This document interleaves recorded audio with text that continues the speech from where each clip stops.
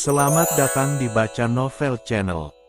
Jangan lupa like, komen dan subscribe agar tidak ketinggalan update terbaru dari kami. Terima kasih. Kali ini, kita akan melanjutkan cerita yang menarik tentang seorang atlet MMA yang bereinkarnasi ke zaman klasik. Selamat mendengarkan. Judul novel, Serigala Abu. Episode 8. Chen Hao dan yang lainnya tiba kembali di markas ketika matahari sudah di atas sepenggalah. Kabut pagi sudah lama sirna. Gunung besi berdiri dalam cahaya penuh, bebatuan, pohon-pohon pinus, dan lereng-lerengnya yang curam terlihat jelas dalam terang siang yang masih muda. Angin bertiup dari arah lembah, membawa sejuk yang belum sepenuhnya kehilangan gigitan malamnya. Bao Hu sudah berdiri di mulut jalur timur, menunggu. Wajahnya memperlihatkan campuran lega dan khawatir yang tidak bisa ia sembunyikan. Kakak pertama, ia melangkah maju. Bagaimana hasilnya? Pak Wen akan mengirim jawaban resmi besok pagi, jawab Chen Hao sambil terus berjalan masuk. Kemungkinan besar positif. Bao Hu menghela napas lega. Syukurlah. Karena ada kabar yang tidak terlalu menyenangkan dari tadi pagi. Chen Hao berhenti. Ada apa?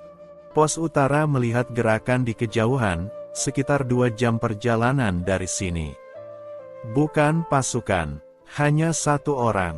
Tapi, Bao Hu menurunkan suaranya. Cara bergeraknya tidak seperti orang biasa. Wen He yang jaga tadi bilang, orang itu berdiri di atas batu besar di puncak bukit kecil selama setengah pembakaran dupa, hanya berdiri, memandang ke arah markas. Lalu pergi. 1 orang, berdiri di tempat terbuka, memandang ke arah markas, dan pergi begitu saja.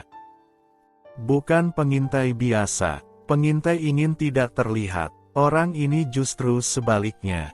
Tai Leng, gumam Lao Cheng di belakang Chen Hao. Chen Hao menoleh. Lao Cheng menatap arah pos utara dengan ekspresi yang datar tapi matanya menyiratkan sesuatu yang jarang Chen Hao lihat di wajah pria itu sebelumnya. Kewaspadaan. Dia sedang mengukur kita, kata Lao Cheng pelan. Sebelum menyerang, dia ingin tahu medan, jumlah orang, dan pola gerak kita. Itu caranya bekerja. Kau tahu banyak tentang Tai Leng, kata Chen Hao.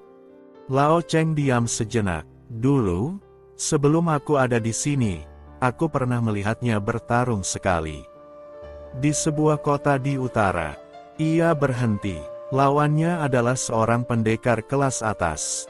Bertarung tidak sampai 10 jurus sebelum jatuh. 10 jurus. Chen Hao menyerap informasi itu dalam diam. Di dunia modern, ia terbiasa menganalisis lawan dari rekaman video, dari statistik, dari pola bertarung yang bisa dipelajari berulang kali. Di sini, ia hanya punya cerita dari mulut ke mulut dan 1 nama yang membuat Lao Cheng, yang tidak mudah terkesan, memilih kata-katanya dengan hati-hati. Baik. Kalau begitu kita harus lebih serius dari yang kita rencanakan. Siang itu, Chen Hao memanggil semua orang ke pelataran. Ia tidak langsung berbicara. Ia berdiri di tengah, memandangi 23 wajah di depannya, wajah-wajah yang dalam beberapa hari terakhir sudah mulai ia kenali satu persatu. Wen He yang tinggi kurus dengan mulut yang tidak pernah bisa diam. Xiao Fan yang kecil tapi lincah seperti belut. Lao Cheng yang berdiri di barisan belakang dengan tangan terlipat di dada. Teng Fei yang masih sedikit pincang tapi berdiri tegak. Bao Hu di sisinya, seperti biasa. Dan di tepi pelataran, agak menjauh, Han Suwen berdiri dengan bungkusan obatnya, hadir tapi tidak memaksakan diri masuk ke dalam lingkaran. Kalian perlu tahu sesuatu, kata Chen Hao akhirnya. Hakim daerah Kuan punya seorang pendekar bayaran bernama Tai Leng. Pendekar tangan besi dari utara. Dia yang memimpin serangan 3 malam lalu. Dan pagi tadi, dia sudah ada di sini, mengamati kita dari kejauhan. Beberapa orang saling pandang. Wen He yang biasanya pertama bicara, kali ini diam. Aku tidak menceritakan ini untuk membuat kalian takut, lanjut Chen Hao. Aku menceritakannya karena kalian berhak tahu apa yang sedang kita hadapi. Dan karena kita tidak punya waktu untuk tidak serius. Ia menatap mereka satu persatu. Mulai sekarang, latihan setiap pagi bukan lagi pilihan. Itu wajib. Sistem jaga diperketat, tidak ada yang berjaga sendirian, selalu berdua. Jalur timur yang tadi kami gunakan sekarang menjadi jalur cadangan yang hanya diketahui oleh orang-orang tertentu. Ia berhenti sejenak. Ada pertanyaan. Xiao Fan mengangkat tangan. Kakak pertama, seberapa kuat Tai Leng itu sebenarnya? Ruangan hening menunggu jawaban. Chen Hao menatap Xiao Fan, lalu menatap yang lain. Cukup kuat untuk membuat kita tidak bisa menghadapinya dengan cara biasa, jawab Chen Hao jujur. Makanya kita tidak akan menghadapinya dengan cara biasa. Wen He, yang dari tadi menahan diri, akhirnya tidak tahan. Lalu dengan cara apa, kakak pertama? Cara tidak biasa itu maksudnya bagaimana? Chen Hao hampir tersenyum. Kita bicarakan itu nanti. Sekarang, latihan. Latihan siang itu lebih keras dari hari-hari sebelumnya. Chen Hao memperkenalkan sesuatu yang baru, bukan hanya gerakan individual, tapi kerjasama dua orang. Bagaimana dua orang bisa bergerak seperti satu tubuh, saling menutup celah, saling membaca tanpa perlu kata-kata. Konsep yang di dunia modernnya disebut sebagai pertarungan tim, tapi di sini ia bungkus dalam bahasa yang lebih sederhana. Kalian tidak bertarung sendirian, katanya berulang kali. Kalian bertarung bersama.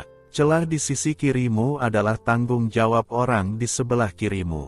Celah di sisi kananmu adalah tanggung jawabmu untuk orang di sebelah kananmu. Mudah diucapkan. Jauh lebih sulit dilakukan. Bao Hu dan Lao Cheng berpasangan pertama kali, dan hasilnya jauh dari mulus. Bao Hu yang terbiasa bertempur sendiri dengan kekuatan penuh, berkali-kali bergerak terlalu jauh ke depan tanpa memperhatikan sisi Lao Cheng. Lao Cheng yang lebih sabar dan terukur, berkali-kali harus menahan langkahnya karena Bao Hu sudah duluan. Bao Hu, kau terlalu maju lagi, seru Chen Hao. Saya sudah mencoba menahannya, kakak pertama. Tapi kaki saya seperti punya keinginan sendiri. Tawa pecah dari yang lain. Lao Cheng mendengus. 20 tahun kaki itu diajari maju duluan tanpa aturan. Wajar kalau susah dihentikan. Lao Cheng, kau tidak perlu menambahkan komentar. Balas Bao Hu. Tawa makin ramai. Chen Hao membiarkan tawa itu berlangsung sebentar.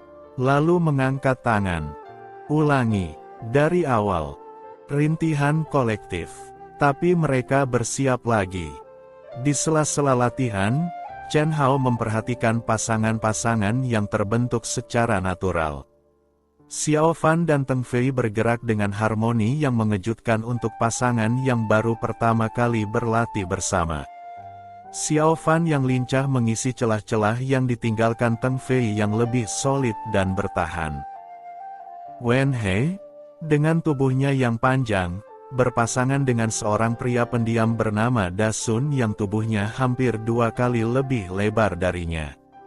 Kombinasi yang terlihat konyol tapi ternyata efektif karena jangkauan Wen He yang panjang melindungi sisi-sisi Da Sun yang berat. Mereka punya bahan yang bagus. Hanya butuh waktu yang cukup. Sayangnya, kami tidak punya itu. Sore hari, ketika latihan selesai dan yang lain beristirahat, Chen Hao duduk sendirian di tepi pelataran, di tempat yang sama seperti malam ketika Han Suan membawakan ramuan untuknya. Ia menutup matanya, mengatur napas, dan mencari aliran itu lagi. Hari ini ia bisa menemukannya lebih cepat dari kemarin. Aliran hangat itu bergerak dari pusar ke atas, lebih lancar, lebih terasa. Ia menahan napas dan mencoba mengarahkannya, mendorongnya ke telapak tangan kanannya seperti yang ia baca dalam serpihan memori Jin Haoran tentang latihan tenaga dalam dasar.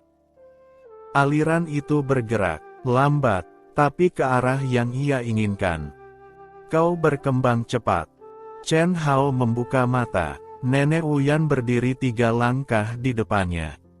Ia terkejut, bukan karena kehadiran perempuan tua itu, tapi karena ia sama sekali tidak mendengar langkah siapapun mendekat. Nenek Uyan, Chen Hao berdiri. Kau naik ke sini. Sesekali aku masih bisa berjalan, jawab perempuan tua itu datar. Ia menghampiri batu di sisi Chen Hao dan duduk tanpa dipersilakan. Duduk kembali, perintahnya. Chen Hao duduk. Nenek Uyan tidak langsung bicara. Ia duduk dengan tangan di atas lutut, wajah yang tertutup kain gelap menghadap ke arah lembah di bawah sana, ke arah yang tidak bisa ia lihat tapi seperti bisa ia rasakan.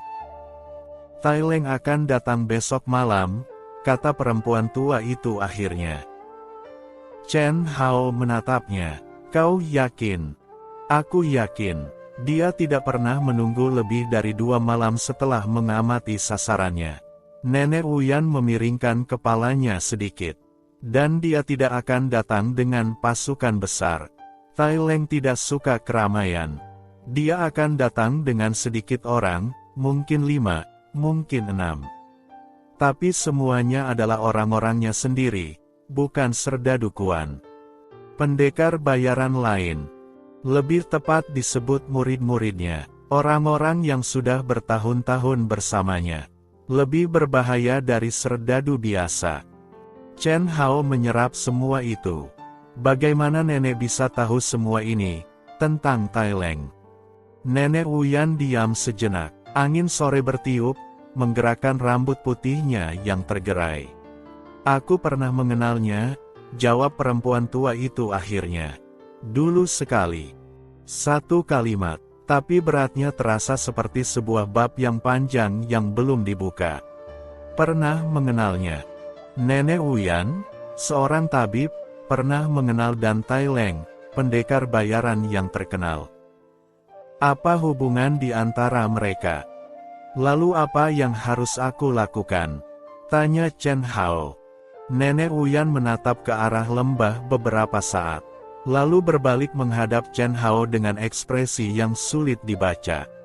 Kau punya sesuatu yang tidak dimiliki Tai Leng, kata perempuan tua itu. Dan kau belum menyadarinya sepenuhnya. Apa itu? Nenek Uyan berdiri. Gerakan perlahan, dengan tangan bertumpu di lutut. 2 dunia, jawabnya singkat. Kau membawa 2 dunia di dalam 1 tubuh. Gunakan keduanya, jangan hanya salah satunya. Usai berkata, ia berbalik dan mulai berjalan menuruni lereng. Langkahnya pelan tapi pasti di antara bebatuan yang tidak rata. Chen Hao memandanginya pergi. 2 dunia. MMA modern dan tenaga dalam kuno. Logika seorang petarung abad 21 dan naluri tubuh seorang kepala bandit yang sudah bertahun-tahun diasah di gunung ini. Belum pernah ada yang menggabungkan keduanya. Karena belum pernah ada yang punya keduanya sekaligus. Chen Hao menatap telapak tangannya. Lalu mengepalkannya. Besok malam, Tai Leng akan datang. Dan untuk pertama kalinya sejak ia tiba di dunia ini, Chen Hao merasa bahwa ia tidak hanya siap, ia ingin tahu sejauh mana 2 dunia itu bisa dibawa bersama-sama dalam 1 pertarungan. Tunjukkan padaku, Tai Leng. Tunjukkan padaku seberapa jauh jaraknya. Bersambung.